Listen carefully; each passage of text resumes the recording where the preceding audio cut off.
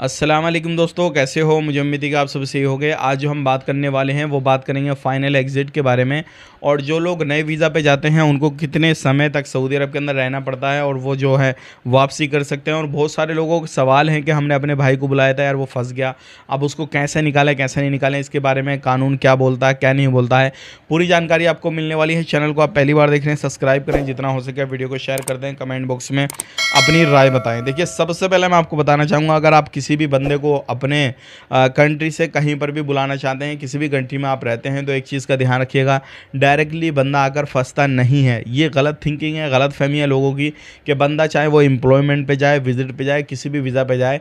अभी आज का जो माहौल चल रहा है, सोशल मीडिया का माहौल है, बंदे पे फ़ोन रहता है, हर चीज़ रहती है, तो वो कॉन्टैक्ट करके किसी से भी मदद ले सकता है अगर वो ज़्यादा कानून के बारे में नहीं जानता है। लेकिन लोगों को गलत फहमी क्या रहती है वो मैं आपको बताऊँगा, लेकिन उससे पहले बता देता हूँ, अभी मिनिस्ट्री की तरफ से चेकिंग चल रहा है सऊदी अरब के अंदर, और वो लोग भी पकड़े जा रहे हैं जो अपने कफिल से, कंपनियों से अलग जाके पार्ट टाइम में काम करते हैं। तो ये आप जो काम कर रहे हैं ये एक इलीगल तरीका है, इस तरीके से आप काम ना करें। हालांकि आप जो काम कर रहे हैं, जो ड्यूटी कर रहे हैं, वहीं पे करते हैं 8-10 घंटा, और उसके बाद में जो है कहीं दूसरी जगह आपने काम लगा रखा, उसके बाद में 2-3 घंटा उधर करते हैं, तो ये गैर कानूनी है। आप इस काम को बिना परमिट के नहीं कर पाएंगे, उसके लिए परमिट होना ज़रूरी है, और वो आपके पास में परमिशन हो जाएगी, उसके बाद में आप काम कर सकते हैं, कोई इशू नहीं है।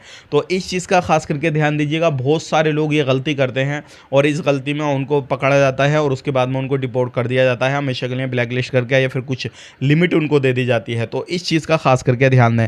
अब बात कर लेते हैं, लोगों के सवाल रहते हैं कि भाई हमारा भाई या फिर हमारा पहचानने वाला दोस्त जो है वो नए वीज़ा पर आया है, लेकिन अभी उसको 1 महीना 2 महीना या फिर 10-15 दिन हुए हैं, वो वापस जाना चाहता है, तो कायदे कानून के हिसाब से जा सकता है। जो रूल रेगुलेशन है उसको हमेशा के लिए ब्लैक लिस्ट तो नहीं किया जाएगा। तो मैं आपको बताना चाहूँगा, बिल्कुल नहीं किया जाएगा। जब एग्रीमेंट होता है तो उसके अंदर एक ट्रायल पीरियड होता है, जिसको कंपनी भी देखती है, बंदा भी देखता है। अगर उस बीच में कंपनी को बंदा पसंद नहीं आता है या बंदे को कंपनी पसंद नहीं आती है, तो अपना टिकट करता है और उसके बाद में वहाँ से रिटर्न हो जाता है। डायरेक्टली ऐसा नहीं है कि आपको वहाँ पर हर्जाना देना पड़ेगा, आप फंस गए हैं, ऐसा वैसा कुछ नहीं होने वाला है।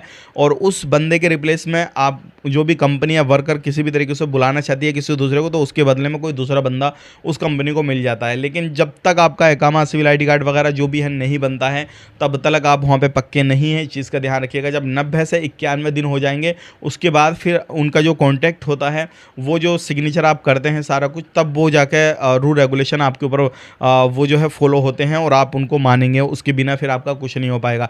लेकिन उससे पहले जो ट्रायल पीरियड होता है, उस बीच में आप आना चाहें तो आ सकते हैं। सिर्फ आपको उस कानून के बारे में और उस एग्रीमेंट के बारे में जो आपने साइन किया है उसके बारे में मालूम होना चाहिए, चाहे आपकी कफिल हो, कंपनी हो, कुछ भी हो। तो ये दिमाग से निकालना है कि बंदा फंस गया। बंदा फंसता नहीं है। 90 दिन का उसके पास टाइम रहता है, वो खुद को वहाँ पे फांस लेता है। 90 दिन तक कोई कार्रवाई नहीं करती, क्योंकि कार्रवाई नहीं करता, उसको जानकारी नहीं होती, नॉलेज नहीं होती। और उसके बाद में फिर वो 3-4 महीना हो जाते हैं वहाँ पे रहते हुए, फिर जाके कार्रवाई करता है। फिर तो रूल रेगुलेशन के हिसाब से आपको आना पड़ेगा।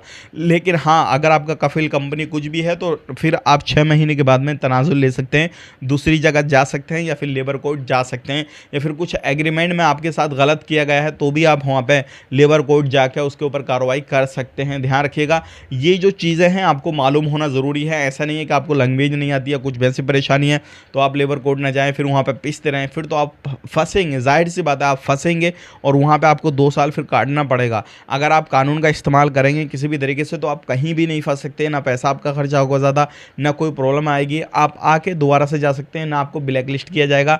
ये भी अपने जहन से थिंकिंग निकाल दें कि आपको ब्लैक लिस्ट किया जाएगा, ऐसा कुछ भी नहीं है।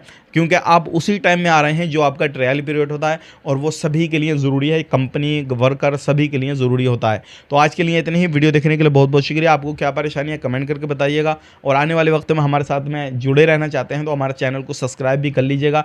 हमें भी मोटिवेशन मिलता है जब आप लाइक कर दें, कमेंट करते हैं, शेयर करते हैं अपने दोस्तों के साथ, तो मज़ा आता है वीडियो बनाते हुए, और आपको नई नई इन्फॉर्मेशन देते हुए मज़ा भी आता है। कमेंट करिएगा ज़रूर। मिलेंगे इस नेक्स्ट वीडियो में। आप अपना ख्याल रखें, अपनी फैमिली लो ख्याल रखें। Take care, bye bye.